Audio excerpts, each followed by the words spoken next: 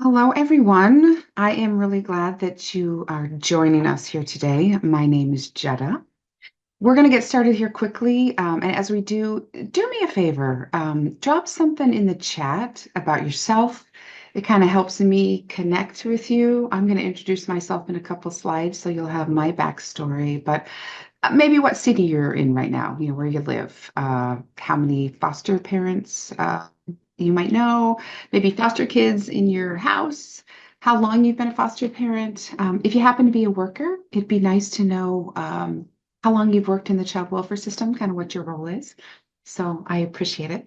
I know that oftentimes we're off camera, and it just helps me kind of connect with you. But we're going to get started. So, as you kind of heard, the recording is in being used today. We're going to use it for future public use. So just know that. Um, Anytime we're going to be talking about foster care and children who've experienced hurt, we may touch upon trauma. So it's not easy to talk about their stories or even be reminded of their journey. So I just want to thank you for spending some time here today as we kind of move through this topic. So anytime you want to put your piece in the chat, a little bit about yourself, that would be really helpful. With regard to the Training Institute here at People Incorporated, we offer a variety of classes that are both in person and are online for parents, professionals, similar to this class today. So if you're interested in learning a little bit more about us, feel free to go to traininginstitute.org. And just a special shout out to DHS. We're kind of partnering with the Department of Human Services on this one. So fostered 6 years, adopted one. Very good. Love it. Thanks so much for starting the rolling of the ball downhill. It helps me a little bit. So a little bit about me. So it's fair. My name is Jetta. Early in my career, I ran a national resource center aimed at getting kids out of the public child welfare system and into permanent homes. I specialized in Title 4E adoption assistance. I was a trainer at child welfare conferences throughout the United States and Canada. Um, I have written several publications in the field related to policy related to subsidies, but also about transracial parenting, which is kind of how my family was formed. I have a master's in public policy from the university here. On a personal note, I am raising two children. I'm now helping to support my 5-year-old godson, who at any given day is about an inch away from the foster care system and child protective services here in the Twin Cities. So his well-being is of paramount concern to me. And some days his mom is doing really well, and other days she's not. So I'm on a constant roller coaster of emotions. And I say this only to let you know that I'm involved both personally and professionally. I'm impacted by the topics we're going to talk about today. So it's personal. So we're in this together, is all I'm going to say. Today's class is the eighth class in a series of classes aimed at foster parents in the great state of Minnesota. And this class is all about collaboration, right? It's all about partnerships and understanding the different players in the system and how you can work alongside those partners. The more you know, the better off you can advocate for the foster children in your home. And every person who works in child welfare, they have an ultimate goal to protect the best interest of that child. But we all have different roles, and sometimes those roles compete, right? Or at least it feels like it as a parent that it's competing, and it's hard to see the long-term results. So my hope today is that we can talk about systems of care and envision how we can create effective partnerships.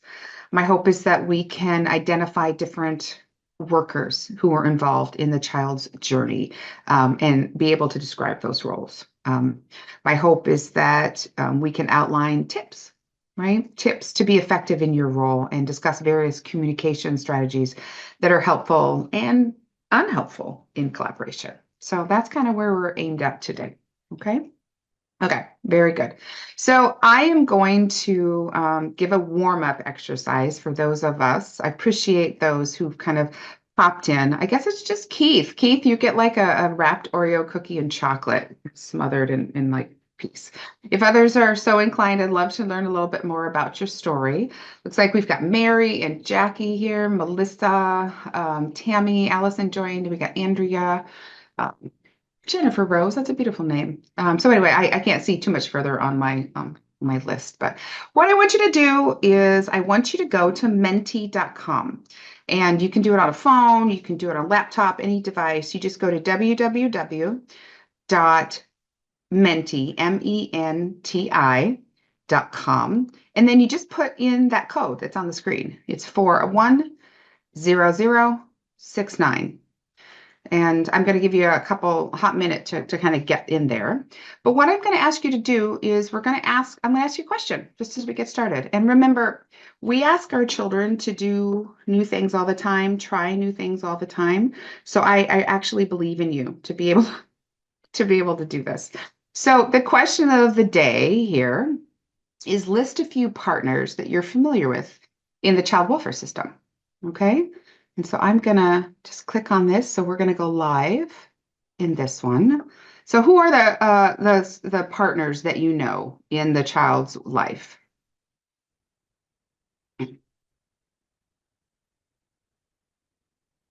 Yeah, we have an opportunity to add a couple in there.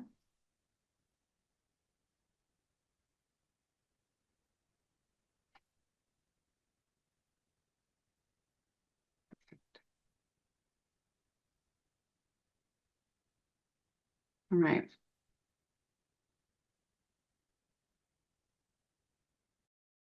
You can use the chat too. We've got guardian ad litem. I'm in a live setting, just kind of wait for folks. You just put in that number at the top, right? 410069. Perfect.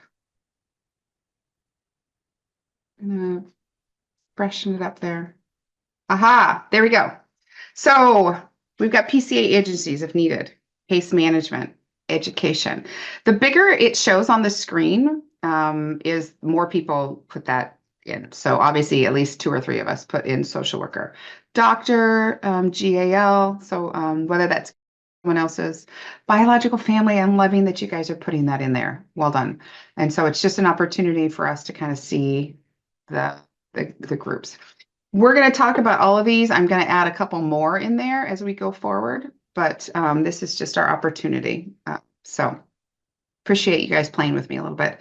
So what we're going to do is we're going to jump right into our material, and we're going to kind of go into our section objective 1, just kind of looking at that system of care. Okay.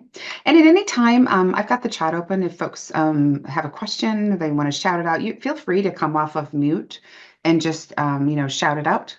Well, not actually shout, but you know what I mean. Feel free to do that. So the objective today is to kind of examine the individuals who are involved in your child's life. When we bring that foster child into your home, it's important to kind of understand the different roles that people play. And the more you know, the better parent you can be. And that's what we all want for you and your family. You'll be shepherding these kids through a tremendously stressful, traumatic time in their young lives.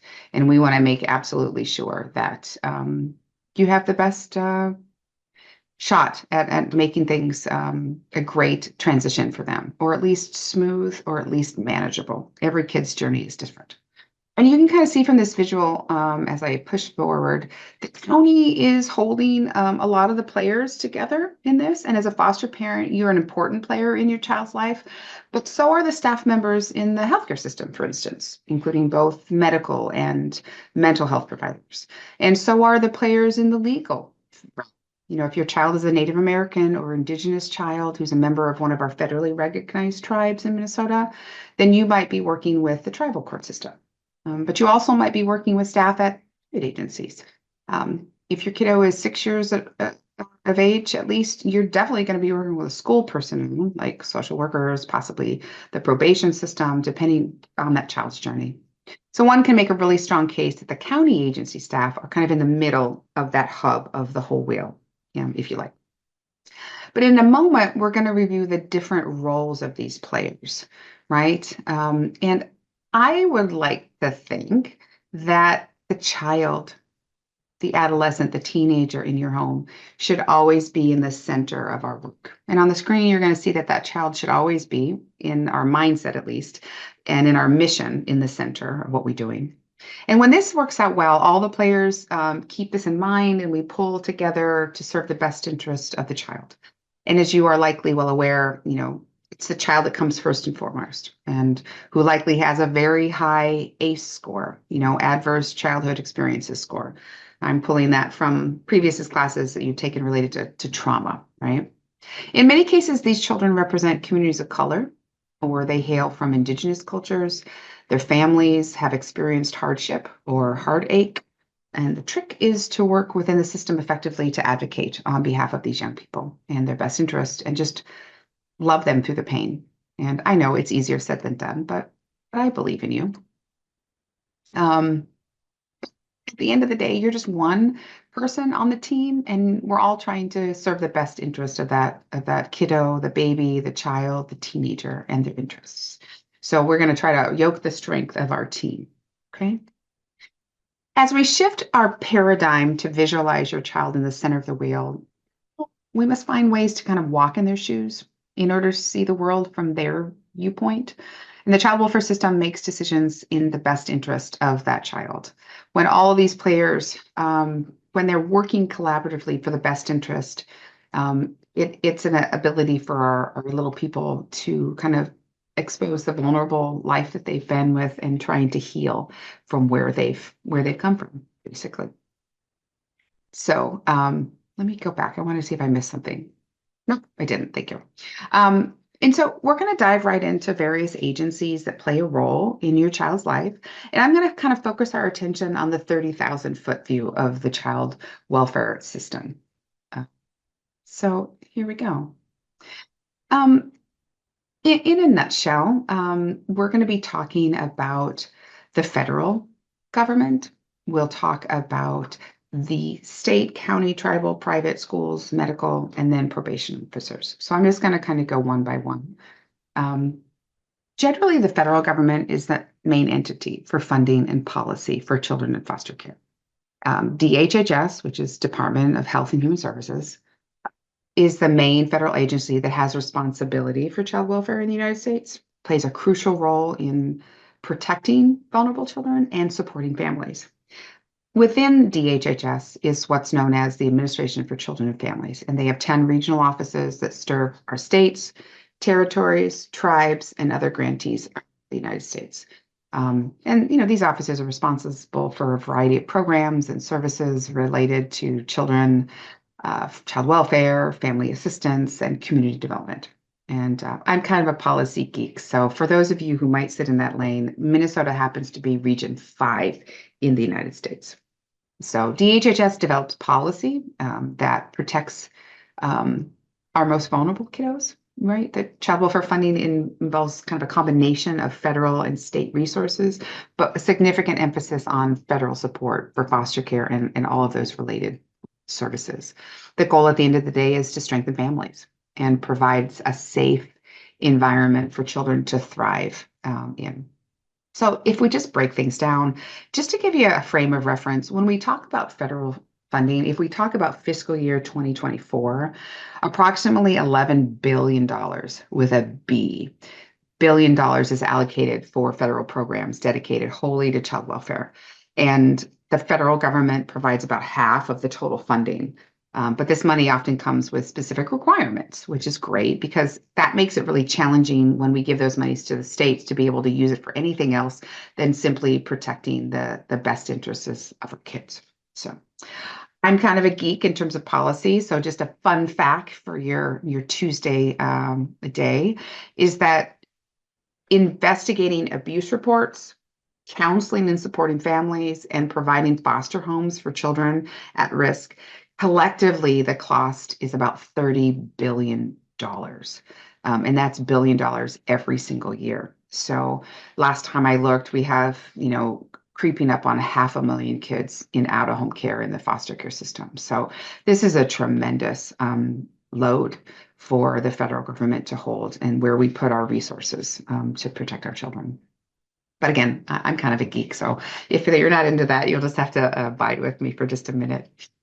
The second player is state government. So traditionally, the state of Minnesota has charged the Department of Human Services with oversight for child welfare. However, we're really in an exciting time. And effective July 1st of this year, the Department of Children, Youth, and Families, so DCYF, was established as a new state agency. And all of the programs and services that support our children, youth, and families, including Child Safety and Permanency Division, which was in DHS, is now transitioning over to DCA. And that's happening between July 1st of this year, and hopefully they'll have everything down to a science by July 1st of next year. So it's exciting, but as you can imagine, it's really stressful for everyone. I don't know if the children feel it so much, but foster parents feel it because things are different. Workers are feeling it, just trying to figure everything at the administrative level. But at the 30,000 foot level, state government is responsible for making sure we follow key policies, we create policies, we fund child welfare, right? And we navigate the system for appeals. In Minnesota, we have what's known as the North Star Care for Children, which is a state law that and a benefit program that supports families who are caring for children who cannot be reunited with their parents. And these programs provide financial and other assistance for kids in foster care, in adoption, and those in transfer or permanent legal or physical custody, TP, LPC. Again, don't need to know that so much, but those are typically children in the Native American sovereignty, where we don't believe in terminating parental rights. We believe in maintaining the kinship relationship. So typically foster care, kinship care, and adoption assistance are going to be put into this new area. So as you can tell, the key to winning the game is to understand the alphabet soup of child welfare. So the DHS, right? The ADHD, the IEP, the ICWA, the 504s, the DHS, DY. It's just a crazy like alphabet soup. So I put that up there more as entertainment for thing. Just wanted to just kind of show you all of the different words that we use in our system. So we've got the federal government, then the state government plays a role. And then let's move on to the counties. And in Minnesota, we have a variety of different counties. If anyone knows how many counties we have in Minnesota, you can throw that in the chat. Brett's a really great baker, and I know that he's gonna like send e-chocolate to anyone who can answer some of the quizzes that I have today. Makes it more fun for me.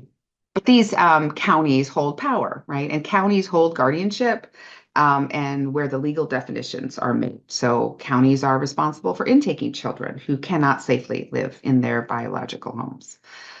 We have two computers in the chat. Anyone else? I've got 87 and I've got 115. I'll just keep going on this slide and I'll let you know at the end of the slide.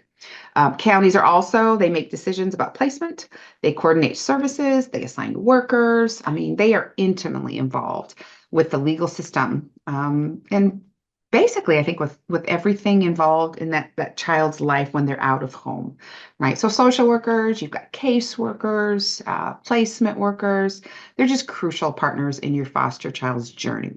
And our ultimate goal is reunification with the original family, the biological family. But if that's not possible for safety reasons, the system's going to look for other options. So. All right, for those of you who guessed, Jackie, you win chocolate. Brett, make sure that you get that onto her. It's 87 counties in Minnesota. The next piece we're going to go to, it's really important to note that some of our children will be involved in the tribal child welfare system. And if the child in your home is eligible under ICWA, which is the Indian Child Welfare Act, custody is going to lie with the tribe instead of with the county. So a simple question to ask of your worker is who holds the authority? Who has legal custody over the child, right? And if a child is eligible for membership in one of the tribes, the tribal government is going to be sovereign, and it's important to understand that tribal authority is equal to the U.S. government based on our treaties. And so they will definitely be there. Quick quiz, how many federally recognized tribes are there in Minnesota? I had two guesses before for the counties. Anyone want to give it a shot for our Minnesota tribes? I mean, it's up to you. If you want chocolate, it's all good. And then after that, I will see if anyone knows how many tribes are in the United States. And if you want to have a bonus point, if you want to drop the name of any tribe in Minnesota that you're familiar with, any guess is a good guess. I'll just hold steady for a minute.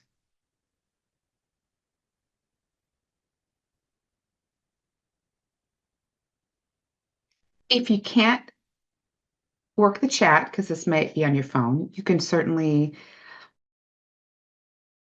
By definition, yes, that is one of our. Does anyone guess how many tribes we have? Anyone? Anyone? I don't think it's going to go on Jeopardy, but it's possible just here. Jackie wins again. 11 federally recognized tribes. So if you want to drop any more of the tribes into the chat, that's great. See, these are the things that make it fun for me as a trainer. I appreciate you playing with me.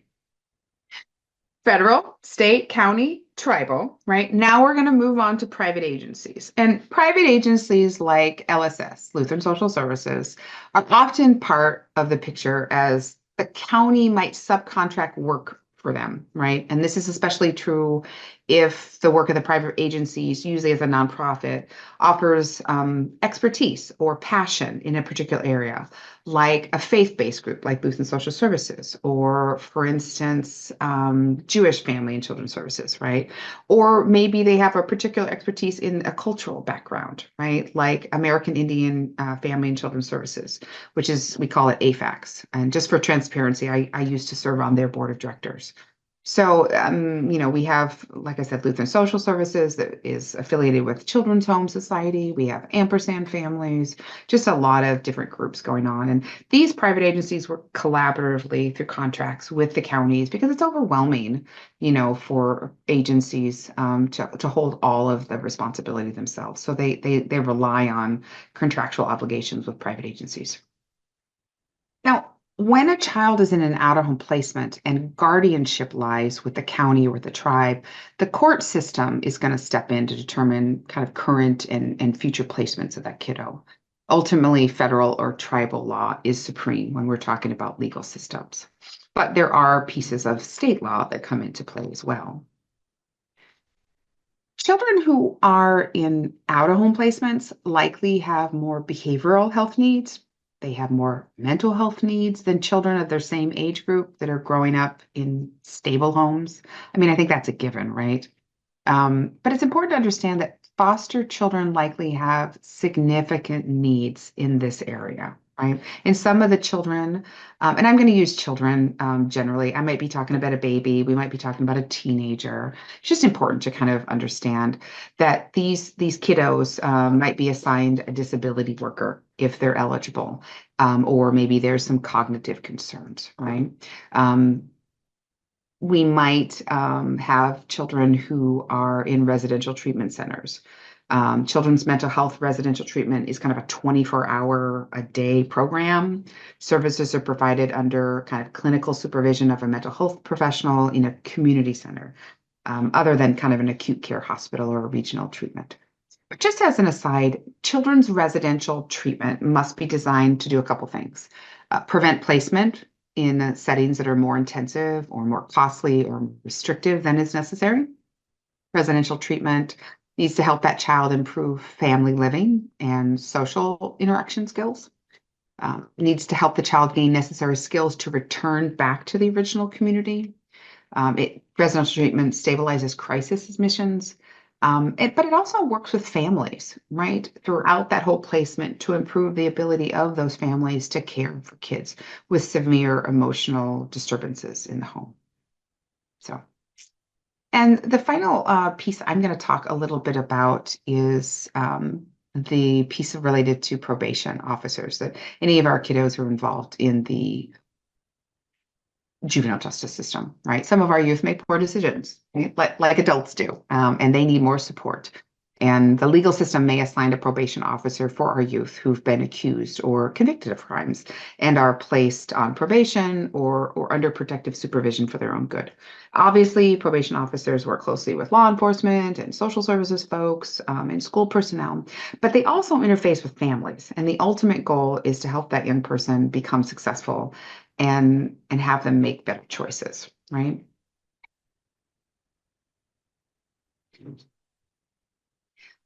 Final area that I'm going to cover involves systems related to medical care of children who are kind of under the care of the county or the tribal agency. 99% of the time, children in out-of-home foster care have no income attributed to them. So the public child welfare system will issue that child a medical card to cover their medical needs. Right. Most children have a primary doctor, and we're familiar with that. We have a dentist, but some kiddos and teens have extraordinary needs and they require specialists. Now, I'm not going to go into a plethora of those professionals when we're talking about systems. Every child is different, but I'm going to mention, just for your knowledge, the University of Minnesota has a brilliant clinic for adoptees. If you don't know about it, scratch that one down on your notepad. I know we're foster parents here, but like I was talking with Keith when we were starting, right? We've adopted and it just happens. Or our colleagues in our small groups, our parent groups, they adopt. So I think it's important to plant the seed with you. Many international adoptee children go there, but as well as domestically adopted children seek assistance from this clinic. And when I was involved with them, they had a stellar reputation for providing care. And you can access them and ask questions of your caseworker, your social worker, the folks in your agency to see if it might be a good placement or a good place for your child if it happens to be work. How about that? So these are kind of the systems that we start with in kind of part one. And I know you're thinking to yourself, what in the heck is Jetta putting that image of a sandbox on the screen? Well, my favorite phrase to my staff when I ran a National Resource Center on Title 4A adoption assistance was, please work and play well in the sandbox. I work in the field every day, but I don't want to get sand in my hair. So everyone just play nice, right? And that was my joke every day to folks. Because sometimes, you just kind of throw things at other people and it's because I'm hurting or they're hurting or things are just, they're just crazy. I'm laughing because a cat is doing something ridiculous on my end. So, child welfare systems, by their nature, are stressful. They're chaotic and they're messy. But there's no need to throw sand and things at other players. So each of us are working our tails off to make good decisions, to make good policy, to take care of the child, and from whatever seat that they're working on in the books. So I have to admit that over my 10 years working in child welfare, there were a fair many days that I came home feeling like I was covered in the proverbial sand. So I just wanted to throw it out there in terms of us trying to understand that it's the child at the center, right? And we've got to turn ourselves to people and the partners that you're going to engage in. So in that vein, we're going to now take a piece of the pie and kind of break out the people that are involved in your child's world, right? Remember the slide, right? We had the county, and then we realized, it's the child that's really should be at the center of things, right? So we'll just go one by one. Let's start with legal, right? You've got attorneys at the county level. You've got judges involved with the system. The legal term guardian ad litem, which a couple of you used we knew those people in the system, the GAL, guardian ad litem, refers to kind of an individual who's been appointed by the court to represent the best interest of the minor child in the legal proceedings. Now, it could be something like a divorce, like totally outside of the child welfare system. It could be related to child custody. It could also, for us, be related to child abuse, neglect, or parenting right cases. So it's important to know that some children are not assigned a guardian ad litem. But for us, some of our cases that are contentious or some of our cases that last a long time, we assign them a guardian ad litem so we can kind of unstuck. Sometimes kids get stuck in the system and we get unstuck. And I don't think that's a technical term, that's a JEDA term. But it's the kids who are getting stuck that's driving this training series, and that's why we talk about it. So you might be dealing with tribal or county professionals. And again, 87 counties in the state of Minnesota. Well done, Jackie. The counties have a variety of types of workers, right? They may have social workers, they might have eligibility workers, financial workers, case workers. These are just a few, and when we talk about home licensors, that fourth one on the screen, this could be a worker who licenses a foster home or an adoptive home. And in some of the smaller counties throughout our state, that's actually the same person. In some of our bigger ones, they're separated. So foster care workers may be employed by private agencies too, or by the county agency. So it's just kind of important to know that. When we are talking about private agency professionals, a number of specialty agencies contract with the county, like we talked before, LSS and AVAX and Ampersand. You're going to have social workers that are embedded in these private agencies that do very similar work to what they might do in the county, but they might have a lower caseload, for instance, because we're dealing with, Ampersand's going to deal with kids who are teenagers, a little bit older, like probably a more of their caseload, or kids who have real significant, I call them opportunities. Some people call them challenges, but I like to call them opportunities. You're also going to have administrators in those agencies that are dealing with budgets and legislative and contracts and things of that nature. When we talk about vulnerable children in out-of-home placements, we've got to focus on mental health professionals. And mental health, remember, lots of trauma causing dysregulation, kids having problems with placement, acting out in a school setting, at home setting, right? So when we talk about mental health, there's just an extraordinary number of folks that we might be talking about, right? When we, again, to the abbreviation, CTSS, Children's Therapeutic Support Services. For any of us who might have been around the system for quite a long time, the Children's Therapeutic Support Services worker is really an arms worker for children. And on the adult world, it's called Adult Rehabilitative Mental Health Services. Right. So, like I said, if you've been around for any length of time, you know what these abbreviations are. And those of you who are new, yay for you. When we talk about children's case management, we're going to have mental health therapists or psychiatrists that work one-on-one with children or adolescents. And we might actually have a variety of mental health professionals embedded in public schools. And just to be very vulnerable, my family needed to work with a therapist when my child was in an elementary school. And as a mother, it was really a relief to work with someone so talented and so caring. And it was a timing thing, right? Margaret, who was our therapist, was able to work with my child every week during the school day. I didn't have to get my son to school and then after school find therapeutic sessions for him. I didn't have to coordinate it. She just took him, pulled him out when it was appropriate. It was seamless, it was efficient, and it was an incredibly positive experience for my family. And so I was very appreciative for the city of Minneapolis and the Minneapolis School District to having that relationship with school-based mental health professionals. And I have to say, it worked wonders, right? Having that individual in our lives. So, flipping to medical professionals. All of us, are pretty familiar with pediatrics and things of that nature, just in terms of pediatrician when we get to medical professionals. But there's another group of professionals you might engage with, and they vary significantly based on the unique needs of your kids, right? Their diagnoses, their ages, their backgrounds, what trauma they experienced, that type of thing. So if you have two children in your home, they may have two very different professionals in their lives, and they might actually have several that they're working with, which makes your job as, like, I call it the mom bus, very complicated. Doctors, nurses, pharmacists, dentists, orthodontists, blah, blah, blah. But when it comes to children with special needs, there are several types of doctors and specialists who play a crucial role, right, in their care. And obviously pediatricians, right? These are doctors that all of our families in Minnesota, engage with about health and well-being of kids, routine checkups, vaccinations, addressing common health concerns. When we get into kids with special needs, we're going to move on to developmental and behavioral pediatricians, right? These specialists focus on developmental behavioral issues. They can help with conditions like autism, like ADHD, learning disabilities. We might involve folks who are neurologists, right? Neurologists diagnose and treat conditions related to the nervous system, right? Such as epilepsy or cerebral palsy or other neurological disorders. Your family may bump into geneticists, right? Geneticists assess genetic conditions. They provide counseling for families. They help identify inherent disorders and guide families through testing and management.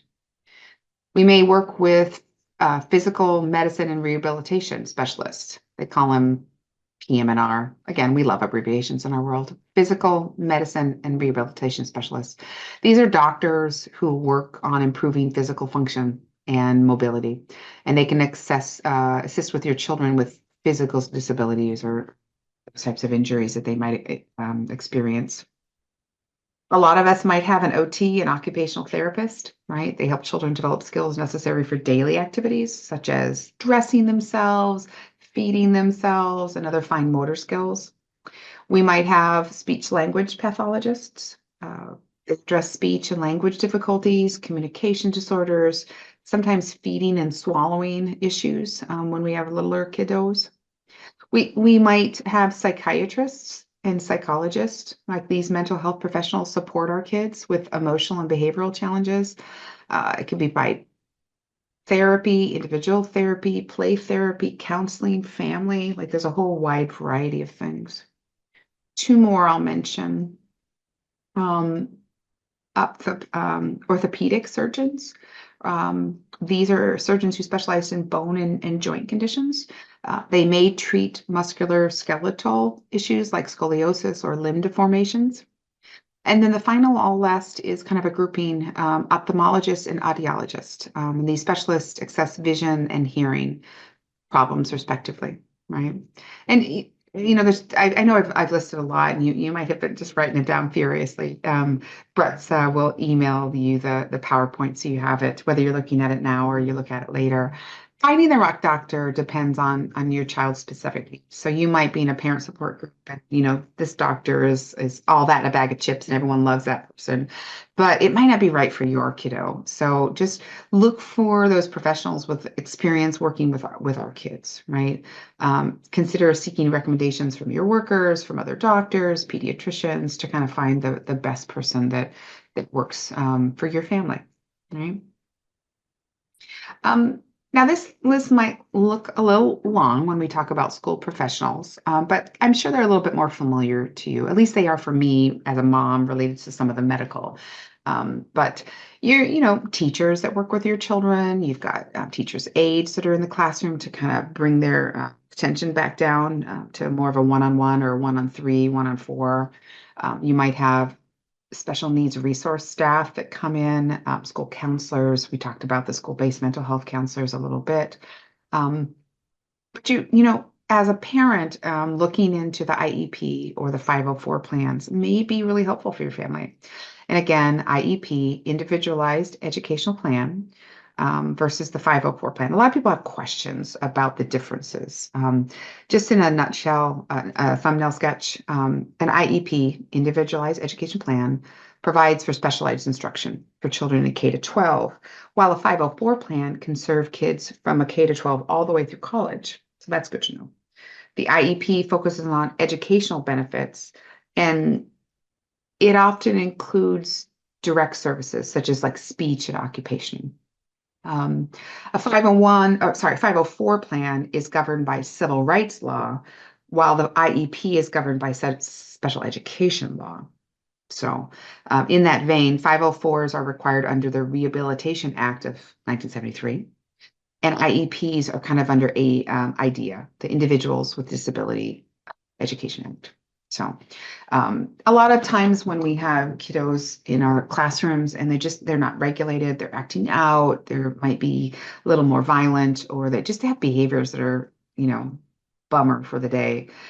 They're trying to regulate, right? Teachers often complain about kids in this vein. We as parents kind of have to look a little deeper, and we have to advocate for that IEP and the 504 to get them special help with testing, get them special help with individuals working with them, so that we give them a shot to kind of overcome all of the barriers that they've had, or at least the challenges that they've had early on in their little lives, and balance the playing field is like what I use. So IEP and a 504 can balance that playing field.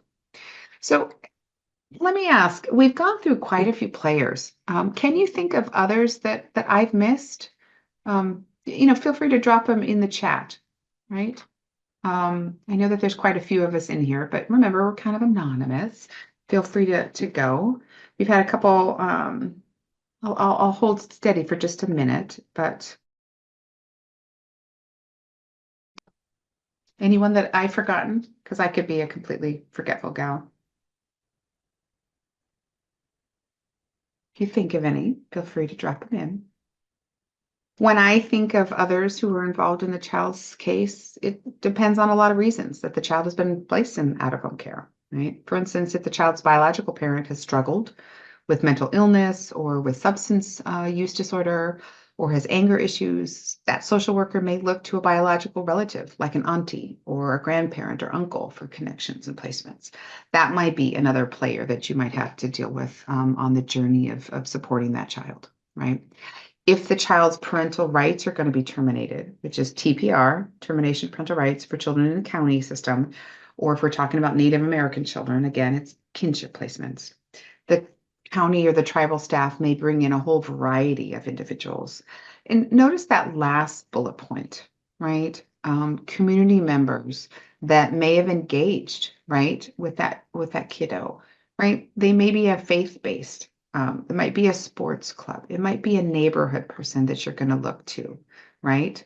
And these relationships are fundamental, right? My kids connected with coaches when they were very little, right? And that might be a fundamental relationship that even though that person might not be placement for that child, they have a connection to their roots and it might maintain their mental health and their connection and their embrace of their neighborhood. Obviously, the county is going to drive that, but I don't know. I just wanted to kind of throw it out there. The key to these connections are driven by the county, they're driven by the tribal workers.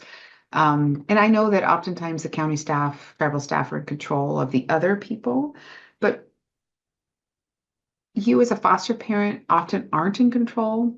And oftentimes that's really hard for us to be with and to sit with. But again, when we think about where our child is and what they're dealing with, the child is kind of at the center. And so everyone's trying to make great decisions with regard to that child. So I know that there's multiple players, right, in the system, but the key player is the kiddo or the sibling group, right, that's in your home. So as a parent, your role is to provide love and care for them, provide education, be the mom bus, right, or the dad bus, take them to appointments and soccer games and practices. I know you're going to be once or twice going to clinic or hospital or a therapeutic appointment, but your role is just kind of one in that greater system of care. So you're part of that system. And what I always like to think is it's like a trust fall. It's one big trust fall. And sometimes at night when the kids go to bed,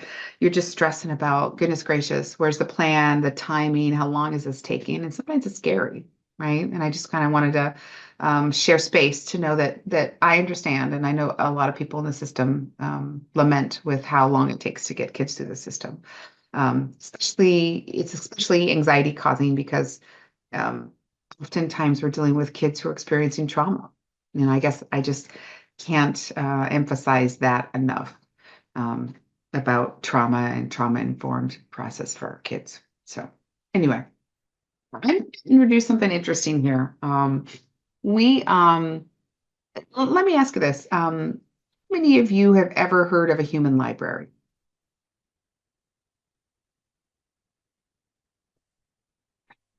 Anyone? Just come off mute. It's okay. Anyone heard of a human library or give it a shot in the chat? A human library, I find this fascinating, and I'm kind of a geek, so don't worry about it. But the human library is a concept that aims to establish a positive framework, right? A safe place for dialogue between a reader and a human book. So think of yourself as someone you've never met before. I have never met a Proud Boy. I have never met anyone with the KKK. I could check that person out of the library, sit down in the library and have a conversation with them. And I could respectfully ask, well, how did you come to that? And how do you believe this? And then they could ask questions of me. And so we never are placed in the society typically. We're very divisive, right? And so I was just curious. So that's kind of the concept for those who've never heard of it. So we're gonna we've talked about a number of players, right, in your child's journey in child welfare. And my question to you is, which player would you most like to check out at your local library? Like, who would you most like to pick their brain and respectfully ask those questions and maybe how they got into their role or what's the hardest thing about their role? So I'll just wait for you guys to drop a couple things into chat.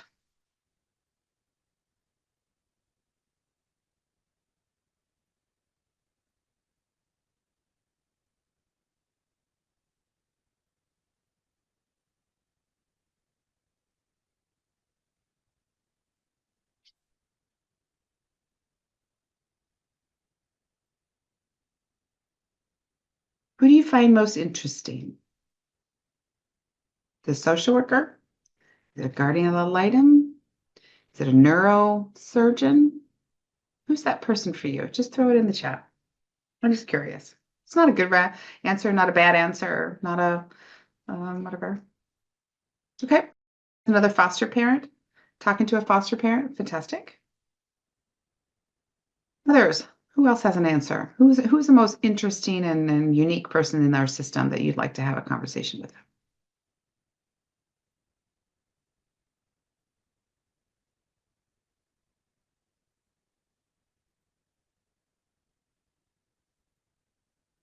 Anyone else?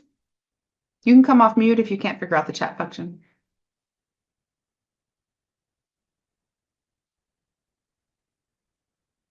Well, just as background, human libraries were first introduced in Denmark in early 2000.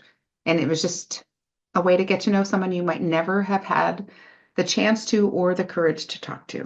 So today, though, in our class, we are going to have a breakout room. So you're going to have an opportunity to get to know a few others. Brett is going to put together a breakout room. We're going to be in that breakout room for 8 minutes.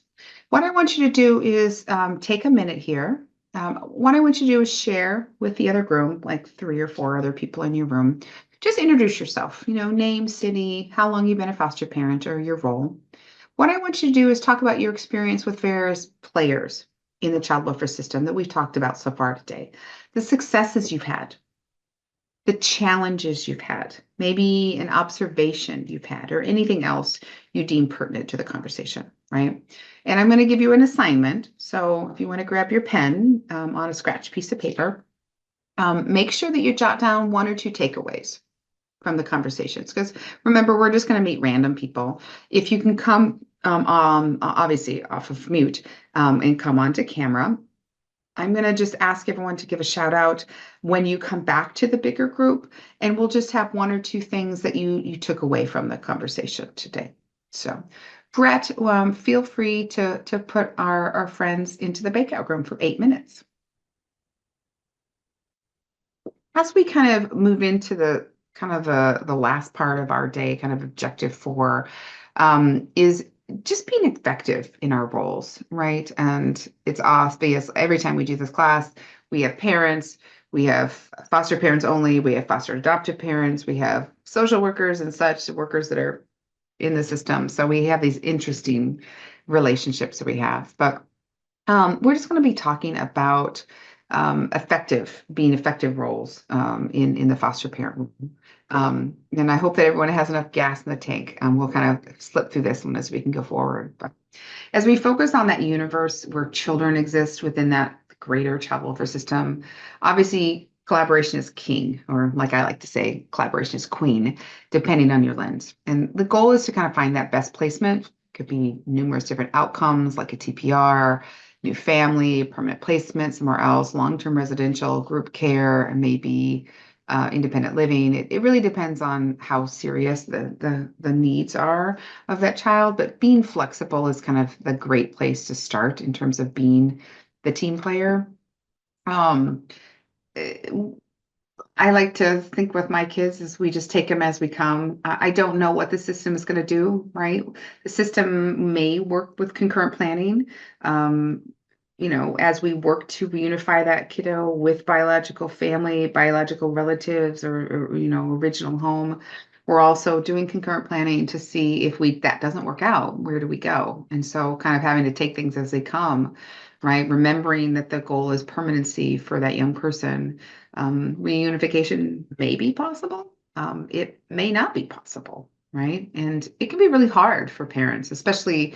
I know that when Keith was him here earlier, he was talking about, he's a foster parent, he's adopted, he's looking at adopting again. It's just really hard when the system makes decisions that we or may not have privy to. We may not understand them or have all the information. But again, we're always doing that in the best interest of the child. That goes without saying. All of us, whether we're the workers on the inside, whether the parents on the outside, we're trying to figure out what's the best, safest place for that kiddo to be.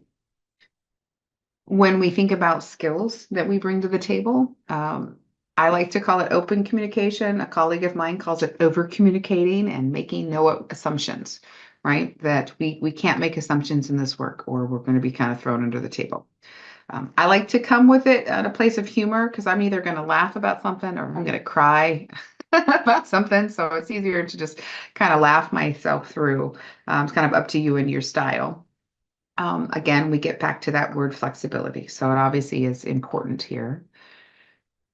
When we think about skills, I like to think about being a lifelong learner. Sometimes it's easier said than done, but I'm reading all about my child's diagnoses. I'm learning about the agency staff and asking questions of who might be able to help me, right? I might be asking about the mental health wards and trying to figure out all of the places, or it might be different centers that can help, or different after school programs that are designed for kids with special needs. So just trying to be that lifelong learner for your child. In classes like this, we're always talking about partners and developing relationships with those key players, right? Especially foster workers, school folks, medical systems, mental health providers. We've got to kind of partner in a larger context. We're just one little piece. It's not as if we're in the biological family and we have control of everything, right? We are parenting within a larger system until such time as we adjudicate that child, which is just as what is that child's plan going to be, and where does the judge finalize that system? Are they going back, or are they going into a permanent placement that isn't in the biological home? So again, it's always in the unknown. But one of my favorite titles for myself as a mother is an advocate. My most important badge of honor is being able to advocate for my kids in school, with medical professionals, in my family. When you deal with kids of color and you are a white parent, I'll just speak, from my own perspective. Sometimes my family didn't understand, right, about my kids and my choices. And so I had to advocate for safety reasons, for mental health reasons, both for me and my kids, right? Because sometimes my family didn't understand my choices as a parent. So, and finally, I like to say, find your people, right? For those of us who are professionals, it's a little bit easier for us to find our people. But for foster parents, we've got to find respite care, right? Because I tell you, it gets exhausting at times. Parenting circles or parent support groups. And if what I try to say is if I'm not strong as the mom, I can't help my kid. I always love it when we go on planes and they're always like, in the state of emergency, put on your own mask first, and then assist the other people. If you as a mom or you as a dad or whatever title you like to use, if you aren't yet your best, it's going to be awfully hard to do anything else. So anyway, a couple of skills that we at People Incorporated thought would be helpful. And then, kind of understanding your role, right? The key is to drive the processes with the real wheel, right? With the child at the center, right? And how do we do that in our extent of our role? How do we keep children safe, right? How do we work for reunification? Well, we have that kiddo in our home as a foster parent. We're providing all the educational and all the medical and all the support and the love and the soccer camps and all of that. how do we also bridge that gap with a biological family that is really hopefully working very hard on reunification, and the system is trying to bring that child full circle, I like to say that we're kind of parenting in the moment because today things may be right here, and then 2 days later, court adjudicates something different, or a plan is made different, or the guardian ad litem has a difference. So we're parenting in the moment for safety and security and love for that kiddo. So again, back to advocate. I love that role, but finding your voice and how you can advocate and what do you experience and what do you observe. Sometimes it's not how we feel, but what do we observe and that child, and where they are in their journey. So um, I think this one's harder understood, but figuring out what we as foster parents can control and what we can't, right? We're in a very different zone with regard to our children. And it's just knowing the control piece is that the counties, the tribal have the cards and they're trying to make the best decisions as that they can as child protection or any other system, right? And, as we talked about in the last slide, just knowing those players, what their roles are, and what I try to see is, I want to be neutral, right? For my child, it doesn't help to be chaotic. It doesn't have to be dramatic. I need to be the neutral player to try to communicate with other players on the team so that we can make good decisions. It's not always the easiest thing for us to do, but it's kind of like when the grown-ups come to the table. Sometimes we just gotta be that person who knows them. So children in the child welfare system are hurting. I mean, that goes without saying, right? If you're a 6-year-old and you'd rather stay with your biological parent who might, provide hurt, you probably choose biological parent with, these drawbacks than living in kind of a calm, nonviolent home. If you ask the child what they would choose, I know that what they would choose. They would want to be with mom, right? They would want to be with grandma. They would want to be with siblings. They would want to be in their bedroom, right? They want to know what's familiar. So every single day we need to realize that we're dealing with trauma impacted little people or big people if you specialize in raising teenagers. So our tip to you from Training Institute is um, I like to think of it as our children come to you as a burrito filled with emotion, right? Um, it's like a little experiment at Chipotle. You've got this little red sauce of sadness.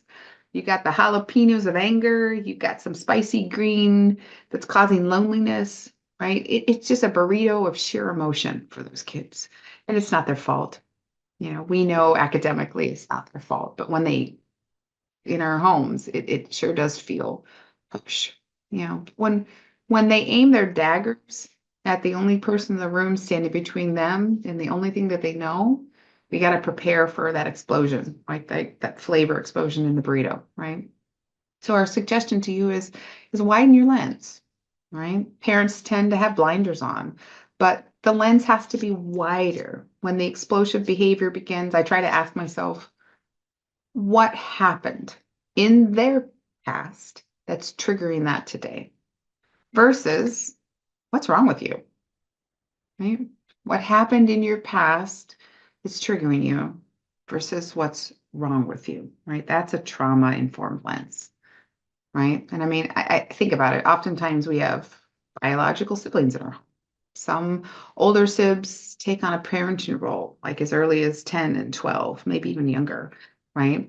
Those kiddos have never had a childhood. And when we bring them into our home and you assume the role of parent, asking that 12-year-old child to give up their traditional parenting role, that can be seen as secondary trauma for that young person. And it can be a struggle to parent, right? That 12-year-old has been that parent, but that's all that they've ever known, right? And some kids can never give up that role. They just live with trauma as they try to protect their younger siblings. So, the third one we would think of is, look at the impact of being ripped out of someone's home. That's a trauma, right? Even though we know that your home is a great place, we know that your home is a safe place, you know that your home typically is a calm place. The best suggestion is you just to learn more about trauma, its impacts on the foster children, and to really get a good therapist for you. Early in my career, that was a very trusted person in my life said, you've got to have your own attorney and you've got to have your own therapist because life is harsh. So I took that to heart, I guess, back then. So the final piece that I want to share with you today is about boundaries, right? And it's so hard to remain neutral when you have this fragile, vulnerable kiddo in your home, whether they're 2 years old or they're 16, right? They have different needs, and in most cases, they're hurting. But we have to say, stay in our lane, um, and be the adults in the room, which I hate to say that, but I want to be the adult in the room working with other players and other agencies to find the best permanency option for the children who are in out-of-home placement. I'm not saying it's easy. I'm just saying that we must find what's in the best interest, right? So the key is staying in your lane, and it might be keeping yourself strong and supported and educated, right? I used to think that I would just go all day long, all day long, all day long. And finally, I had to say, you know what? I need to go running, or I need to go take a walk, I need to go exercise. I need to be around people who support me. I need to read more about my child's diagnoses, the people in my life, so that I can keep myself really centered. Because if I fall down, that's no good for them. In terms of boundaries, I know we need to focus on nurturing and attachment behaviors. Typically, our kids in out-of-home care, they've had these attachments and they've been severed. And so there's parts of them inside that are really hurting. And so if we can find ways to nurture and create these attachment um, rituals, it definitely helps because, the child needs a caring adult, and we're hoping to bring them through their life so that when they become an adult, they have found ways to interact and to bond. So I don't know. Relationships in the past have often blown up on these kids, so we have to be careful. We have to be caring adults, even when they're being stinkers. So, um, I would love to say that parenting is a joy, right? And it's the hardest job that you're ever not going to be paid for. That was the humor that I was talking about. But it's the best feeling when you kind of stick around to see the fruits of your labor. Not every child is going to be able to show you the best colors. You have to go looking for progress, I guess, in the little things, right? Some days I always think, oh, well, they threw a stuffed animal at me and it wasn't a hard thing. So I'm going to take that as my win for the day. I mean, it's twisted humor, but you gotta be there. So maybe it's the small steps forward that are going to represent parenting success, like I said, in that moment. Anyway, you've got this. Take your victory lap. I always like to eat chocolate, but I like to say you've got this. So I want to thank folks for being here. We didn't have a lot of folks chatting in on the breakout room, so we kind of ended a little early. So this is like your little bonus for today. I wanted to thank you for being here, giving me your time.